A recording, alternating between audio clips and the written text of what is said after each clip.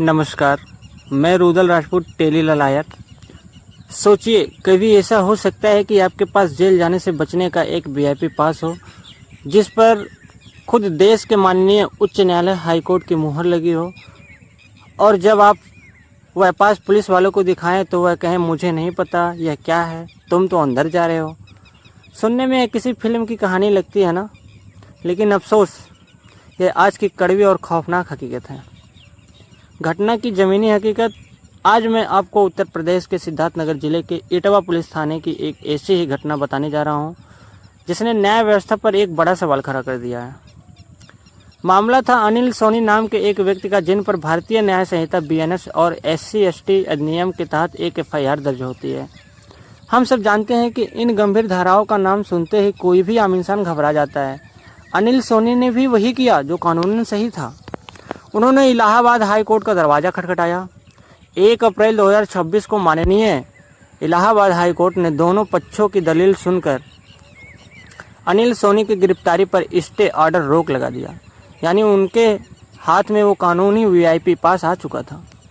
लेकिन महज 3 दिन बाद 4 अप्रैल 2026 को सिद्धार्थनगर पुलिस ने हाईकोर्ट के आदेश की धज्जियां उड़ाते हुए अनिल सोनी को गिरफ्तार कर जेल भेज दिया।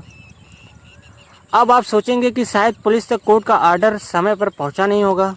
जी नहीं, जब हाईकोर्ट में इस मामले की सुनवाई हो रही थी तब वहां सरकारी वकील खुद मौजूद थे। कानूनी तौर पर यह पुलिस विभाग की जिम्मेदारी थी कि वे तुरंत अपने थाने को सूचित करते हुए हर सूचना से अवगत कराएं।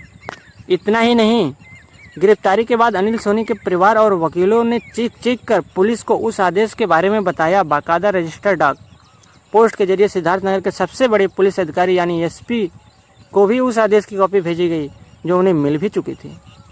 इसके बावजूद एक नागरिक को अवैध हिरासत में रखा गया। क्या यह सिर्फ काम का बोझ था, या फिर उस वर्दी का अहंकार जो यह सोचता है कि अदालत हमारा क्या बिगाड़ लेगी? जब पुलिस ने अपनी मनमानी नहीं रोकी तो पीड़ित पक्ष ने दोबारा हाई कोर्ट में हैबेस कॉर्पस बंदी प्रत्यक्षीकरण की याचिका दायर की। यह कानून का वो ब्रह्मशास्त्र है जो सीधे पुलिस से पूछता है, रसीद दिखाओ, किस कानून के तहत इस इंसान को बंद किया है। जब यह मामला न्यायमूर्ति सिद्धार्थ और न्यायमूर्ति विनय कुमार द्विवेदी की खंडपीठ के सामने पहुंचा तो अदालत का पारा चढ़ गया। हाईकोर्ट ने तल्ख टिप्पणी करते हुए कहा कि पुलिस अधिकारियों को न्यायालय के आदेशों के प्रति यह रवैया पूरी तरह से असम्मानजनक है। अदालत ने पुलिस महकमे में पनप रही इस खतरनाक संस्कृति को तोड़ने के लिए दशकों पुराने 2 ऐतिहासिक फैसलों का हवाला दिया। रूबेल साहब बनाम बिहार राज्य 1983 का मामला, नीलावती बहेरा बनाम उड़ीसा। ये वे मील के पत्थर हैं जिन्होंने देश को सिखाया था कि अगर राज्य या पुलिस किसी नागरिक को अवैध तरीके से जेल में रखती है तो उसकी आज़ादी छीनने एवज में संवैधानिक प्रतिकार यानी जुर्माना देना ही होगा। यहाँ एक टेली लॉयर के तौर पर मैं आपसे एक गंभीर सवाल पूछना चाहता हूँ। कानून में एक सिद्धांत है, विकेरियस लायबिलिटी, प्रतिनिधित्व उत्तरदायित्व। जैसे अगर किसी पिज्ज़ा कंपनी का डिलीवरी बॉय रास्ते में एक्सीडेंट कर दे तो हर्जाना कंपनी को भरना पड़ता है, वैसे ही पुलिस की हर गलती का हर्जाना राज्य सरकार को भुगतना पड़ता है। लेकिन राज्य सरकार का खजाना कहाँ से आता है? वो आता है आपकी और हमारी जेब से, हमारे टैक्स के पैसे से।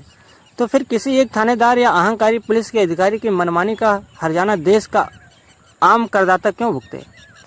हाईकोर्ट ने अब इस बार भी कड़ा रुख अपनाया है। यह जुर्माना दोषी अधिकारियों की जेब से क्यों ना वसूला जाए। मेरे प्यारे देशवासियों, यह लड़ाई सिर्फ अनिल सोनी की नहीं है। यह लड़ाई इस देश के संविधान अनुच्छेद 21 जीने और व्यक्तिगत स्वतंत्रता का अधिकार और कानून के शासन को बचाने की है। अगर आज हम चुप रहे तो कल किसी भी आम नागरिक का वीआईपी पास यानी उसके कानूनी अधिकार पुलिस के पैरों तले रौंद दिए जाएंगे।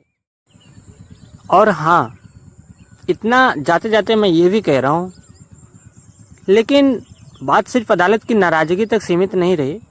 माननीय हाईकोर्ट ने इस फैसले में पुलिस के अहंकार को तोड़ने के लिए बहुत बड़ा और कड़ा फैसला सुनाया।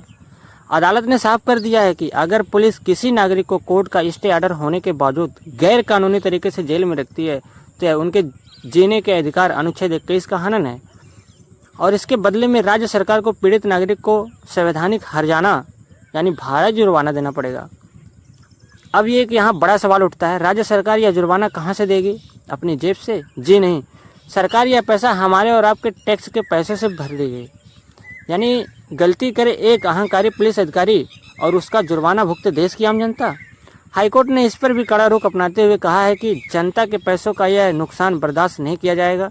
राज्य सरकार पीड़ित को जुर्माना देने के बाद इस पूरे पैसे की वसूली रिकवरी सीधे उन दोषी पुलिस अधिकारियों की सैलरी यानी संपत्ति से करें जिन्होंने कोर्ट के आदेश की अवहेलना की थी। यानी अब सीधे पुलिस वालों की जेब पर वार होगा। इतना ही नहीं, माननीय इलाहाबाद हाईकोर्ट ने इस मामले में सिद्धार्थनगर के पुलिस अधीक्षक एसपी को लेकर बेहद कड़ा रुख अपनाया है और उन्हें निम्नलिखित निर्देश दिए हैं। हाईकोर्ट का आदेश में उन्होंने कहा है कि एसपी सिद्धार्थनगर को व्यक्तिगत रूप से इस मामले की जांच करने और अदालत में यह स्पष्ट करने का आदेश दिया है कि माननीय न्यायालय द्वारा गिरफ्तार पर रोक स्टे ऑर्डर लगाए जाने के बावजूद पीड़ित अनिल सोनी को किस कानून और अधिकार के तहत गिरफ्तार कर जेल भेजा गया। अदालत ने एसपी को यह भी सुनिश्चित करने के लिए कहा है कि जिन पुलिसकर्मियों या थाना प्रभारी ने इस गैर कानूनी गिरफ्तारी को अंजाम दिया उनके खिलाफ तुरंत विभागीय और दंडात्मक कार्रवाई शुरू की जाए और उनकी रिपोर्ट अदालत के सामने पेश किया जाए। अदालत के रुख के अनुसार एसपी को यह भी तय करना होगा कि यदि राज्य सरकार पीड़ित को इस अवैध हिरासत के बदले मुआवजा देती है तो उस पूरे जुर्माने की राशि की वसूली रिकवरी दोषी अधिकारियों के वेतन से कैसे की जाएगी। संविधान अनुच्छेद 21 जीने और व्यक्तिगत स्वतंत्रता का अधिकार और कानून के शासन को बचाने की है।